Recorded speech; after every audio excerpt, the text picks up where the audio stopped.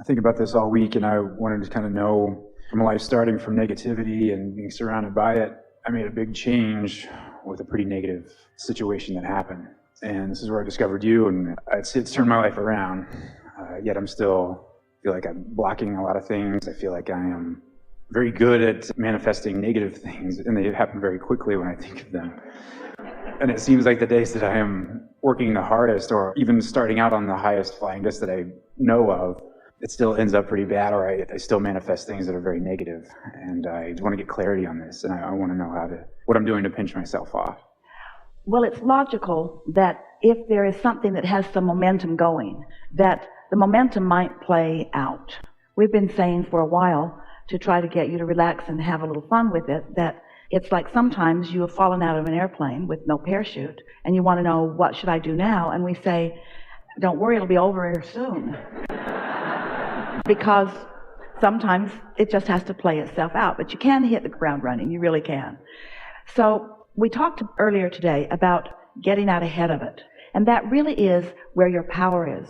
The difficulty is that if there's something negative that you have your attention on, then you're producing more momentum for more negativity. And a good analogy, we know that you know this, and perhaps it is not necessary for us to compound the problem with an example about the problem, but this can be helpful. Imagine that you are moving forward, and from your mouth is spewing a sort of mist that is causing a fog, a red, inky mist that is making it difficult for you to see and experience things.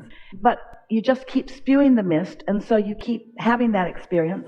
And if you just stop spewing it, in a little while the mist will dissipate, not instantaneously. But it's hard to stop spewing the mist, because while you're in the middle of the unwanted mist, you're usually talking about the mist you're in, which just causes you to spew more of it, which you're then talking about, and so it never quite gets cleared up. And then you meet those people who remember the mist, who, even though you've kind of cleared it up and aren't thinking about it, they're remembering it because it hasn't quite dissipated all the way. And so it really is more about that. But bit by bit, you can get into a different place. And here's the easiest way to do that. When you sleep at night, that mist stops. You aren't spewing it while you're sleeping, because your consciousness leaves your physical apparatus, just like when you make your final transition, when you have what you call your death experience. When you sleep, your consciousness is not having a point of attraction. So that's a really good time for that mist to clear up. And when you wake up in the morning, if you don't start spewing it again already, then this day is going to have less of that attraction power than the day before. And the next day, less still. And the next day, less still, until it really does not take long. But it takes some understanding of what's causing the mist, and some willingness, or maybe even discipline, to focus on things that feel better. It's not easy to have something that's happening, or someone that's after you, or something. It's not easy not to react. It's a normal response to react. If something's coming at you, you sort of want to defend yourself. But you have to get out of that defensive place, which means you have to be focused upon other things. And you can't focus upon negative things and positive things at the same time, or bad feeling things or good feeling things at the same time. Just stop being hard on yourself about the contrasts that you experience. Look for the benefit in it. Here's something really good to say. Even if you're experiencing something really not wanted, say to yourself, since things are always working out for me, there must be value in this. And then look for it. Look for the value. We know that sounds good. Is it practical enough for you to apply it? Yes, absolutely. And I've wanted to adopt that very thinking. And when good things do happen, I like to acknowledge them. I say, hey, well, at least I'm doing something right. I must be thinking in the right way. I'm attracting this the right way. It almost seems immediately that that's when it changes. Goes right back to the opposite way. Well, a desire has two ends on the stick. There's what's wanted on one end of it and the absence of what's wanted on the other. So maybe sometimes when things are going well, it does make you think about the other end of the stick. But that will happen less and less. It just happens less and less. You can't miss this, knowing what you now know and where you now stand in relationship to what you know. There's no way that the unwanted will not continue to dissipate. It will. It must continue to dissipate. Anything else would be illogical. We want you to just relax in this and not get too upset with yourself. Esther does that sometimes too. She'll say, I should know better. And we say, what about sometimes traveling through an unpleasant neighborhood or environment on your way to a beautiful park. Sometimes those unwanted things are just causing you to ask with stronger clarity about what you do want. It's all part of it. And you didn't come into this physical experience intended by yourself or anyone else to figure out how to be perfect and get it just right all the time. That's why we say you never get it wrong and it's never finished. And the reason that you can't get it wrong is because it's never finished. So you just, from where you are, you keep getting out ahead of it again and getting out ahead of it again and getting out ahead of it again. We want to say this. We think it will help you. So, have you been listening to us for a while? Even though it's your first time here, have you been listening to us for a while? So you've been hearing us talking about the vortex, which is that vibrational version that precedes the manifestation of things. So here's this vibrational version. We even gave it a name because we wanted you to feel the realness of its existence. So, as it is in the state of becoming, because law of attraction is responding to it too, it's gaining a momentum. And if you are in the vicinity of the momentum that it has gathered, then you receive answers and ideas about it. And that's really what we mean by the receiving mode of what your inner being knows and who you've really become, what your life has caused you to become. So as you feel better more of the time, as you care more about how you feel, as you put higher emphasis on the joy part of the triad of intentions, so that you are feeling better more of the time and ideas begin to flow to you. When those ideas come and you know that they came from that source energy place because they came with such a burst of enthusiasm and you felt so good about them initially at least. As those ideas play out, it's like that 4 days of magic that our friend was talking about. Things just unfold beautifully. But if you're feeling vulnerable, or if you're feeling picked on, or if you're feeling misunderstood, or if you're feeling taken advantage of, or if you're feeling angry or defensive, or any of those natural human emotions that you all feel from time to time, that's a receptive mode too. And what comes from that are unpleasant conversations and unpleasant experiences and unpleasant things. And we don't want to hurt your feelings as a human race, but most of what you all are doing is from there. Most of the things that you're talking about, your politics, most of what is going on with religion, so much that you're talking about has been generated by you as individuals in a mass consciousness about unwanted stuff. And if you spend all your time milling around with each other and considering life about those things, it's hard for you to get into the receptive mode. You almost have to withdraw a bit from what's going on. That's why meditation is such an effective tool about raising your vibration, or rampages of appreciation, or doing things that truly are good feeling and pleasurable to you. You just have to find some way of disassociating with the momentum of this. And we acknowledge, we give all of you credit, that is not an easy thing to do. With all of the media and all of the information that's coming at you and all of the opinions that surround you. But that's what we mean by getting out ahead of it rather than being a reactor. Because it's not easy to live in this world observing much of it at all without reacting to things. You see things on television every day that you react to.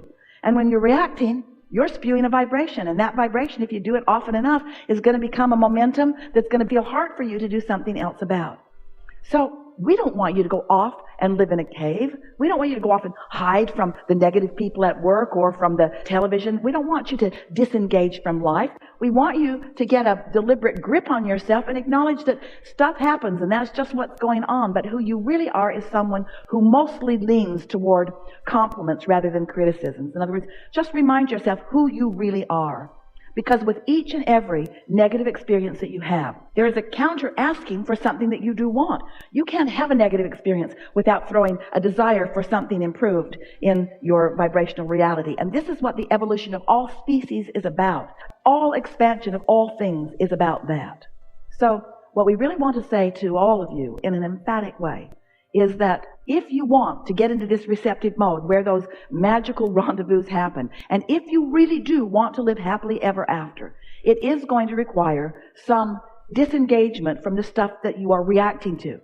So we've been talking about step 1 is contrast of life causes you to ask. And step 2 is source gathers everything that you've asked for and gives it to you. When you ask, it is answered. Step 3 is even though it's answered and it's in a vibrational form that you can't receive unless you're in the vibrational vicinity of it. So you've got to be in that place where you can receive the good ideas. And step 4 is mastery of that. Step 4 is just getting so good at that. Step 4 is caring more about how you feel than anything else. In that triad of intentions, you care more about the joy than you do about anything else till you get really good at it. And then step 5, it's our favorite step to talk about, and it especially applies right here and now with you. Step 5 is where you're not mad at yourself when you dip back down into step 1, because step 1 is essential to the equation of eternal expansion. But feel the difference. When you have mastered this step 3 of being in the receiving mode, when you are in the state of allowing and you're really good at it, so you know how to get there, and you get there easier today than you ever have, and easier tomorrow even than today because you've practiced it, and so you're doing it deliberately and you feel good about it.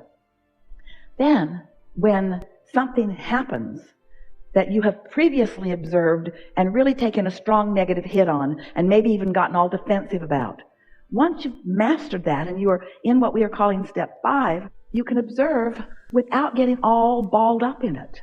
So you become not reactionary to things you can't control. You may observe them, but you've got such momentum going for yourself about your well-being and about the well-being of the planet and about the well-being of others. Well-being is so dominant within you. It's like watching a child fall down or be unhappy about something that he can't do, and you're not really worried about him because you know that's just part of learning how to walk. So you're not down there crying with him.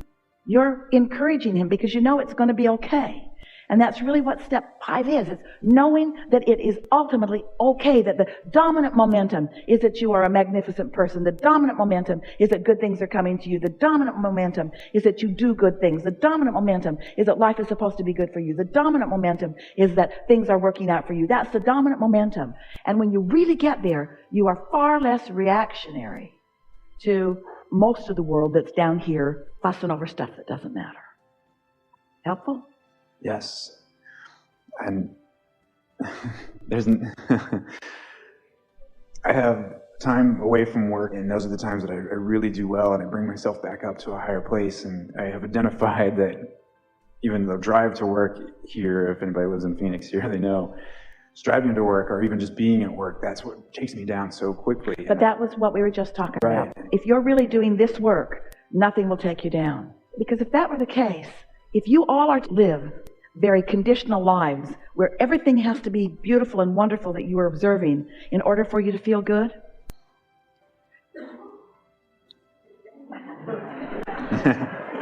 I understand.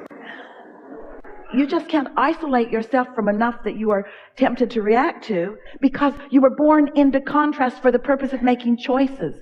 And so the answer is to enjoy the contrast because it helps you make choices, not see it as a threat to your happiness. Can you feel the difference? Contrast doesn't threaten you. It's what has given birth to your vortex. It's what feeds your vortex. It's what the expansion of the universe is all about. Don't take this stuff so personally. Nobody is mad at you. They're only mad at themselves. They're only upset that they're not where they want to be. And in their agony at not being in the receptive mode, they are flailing out. They are lashing out. And you don't want to be so uninformed or ignorant about how this all works that you let them get your goat.